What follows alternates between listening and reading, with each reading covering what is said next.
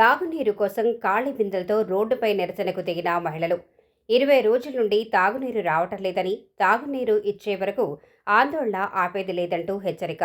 నిర్మల్ జిల్లా ముధోల్ మండలం తరోడా గ్రామంలోని ఎస్సీ కాలనీలో గత 20 రోజులుగా తాగునీరు రావటం లేదని ఖాళీ బిందెలతో రోడ్డుపై నిరసనకు దిగిన మహిళలు. వేసవి కాలం నుండి తాగునీటి సమస్య ఉందని చెప్పినా అధికారులు పట్టించుకోవటం లేదని ఆవేదన. వెంటనే అధికారులు స్పందించి తమ తాగునీటి సమస్యను పరిష్కరించాలని డిమాండ్. ప్రభుత్వం మనకు అందిస్తలేదు.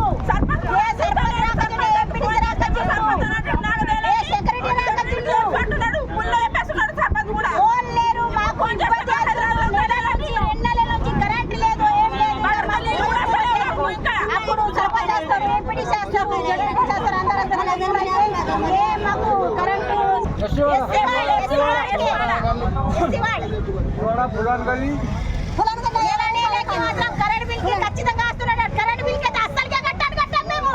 వాళ్ళు మనకు కరెంట్ అయ్యాకంటే కరెంట్ బిల్